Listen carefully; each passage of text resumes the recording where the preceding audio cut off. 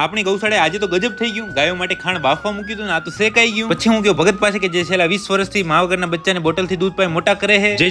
જય માતાજી મિત્રો, પાંજરાપોળ પહોંચી અમે આવી ગયા આઈસીયુ વોર્ડ ની અંદર, કારણ કે અહીંયા પથ્થર પાથરવાનું કામ ઓકે રિપોર્ટ થઈ ગયું છે અને વચ્ચે આ પાણીનો પાઇપ નાખ્યો છે એની ઉપર એ ભરતી થઈ ગઈ છે. નવા આઈસીયુ વોર્ડ નું કામ જોઈને હું પહોંચી ગયો ડીપાની અંદર. ડીપાની અંદર આવતાની સાથે જ સૌ પ્રથમ મને આ ગાય દેખાઈ ગઈ કે જે છેલ્લા 6 મહિનાથી આપણા પાંજરાપોળ ની અંદર જ છે. બહારથી જ્યારે એ આવી ત્યારે એનો આગળનો એક પગ ભંગાલ હતો, પણ હવે એકદમ ઓકે રિપોર્ટ છે. ત્યારબાદ આજ વાડાની અંદર મેં એક બીજી ગાય જોઈ કે જેને ગળાના ભાગે ખૂબ મોટી ગાંઠ છે. ભંગાલ પગ અને ગળાની અંદર ગાંઠ વાળી બંને ગાયોને જોઈને હું પહોંચી ગયો રાયધન ભગતના પિંજરાની અંદર. આ વાડાની અંદર રહેતા ટોટલ જેવું મા વગરના હોય છે એ બધાને આપણા ભગત દૂધ પાઈ બોટલથી અને મોટા કરે. પાંજરાપોળનું આપણું બધું જ કામ જોઈને હું પહોંચી ગયો આપણી ગૌશાળાએ પહોંચી અમે જોયું સાંજ માટે બાફા મૂકેલું ખાણ કે જેના ચકડા એકદમ ઊંધા ફરી ગયા હતા, આને તો બાફા માટે મૂક્યું હતું ને આ તો શેકાઈ ગયું હતું. તો પછી તીર્થને ચેક કરવા લાગ્યો કે આમાં કેટલું બગડ્યું છે, પણ કઈ વાંધો હતો નહીં, ઉપર જ બધું ભર્યું હતું. ગૌશાળાથી આવી ગયા હતા ફરી પાંજરાપોળ જતા હતા નવા આઈસીયુ વોર્ડ તરફ. ત્યાં થોડો પવન આવી ગયો, ઉડ્યું ખાતર અને સીધું પડ્યું આંખમાં. કરો ભાઈ ને બાપો. અત્યારે મારી સાથે આપણા મિત્ર પટેલ હતા ને એને જ હું આઈસીયુ વોર્ડ જોવા માટે લઈ જતો હતો. મિત્ર પટેલને બરાબર આઈસીયુ વોર્ડ બતાવીને પછી મેં ચાલુ કરી સ્થાનિક વિભાગના પશુઓની ગણતરી. તો બસ અડધી કલાકની અંદર જ એક મેં ઓકે રિપોર્ટ કરી નાખ્યું ને ટોટલ પશુઓ છે આપણા 582. તો ભલે મિત્રો હવે આજનો દિવસ પૂરો, આજનો વ્લોગ પૂરો. તમે લાઈક, કોમેન્ટ, શેર કરવાનું ના ભૂલતા.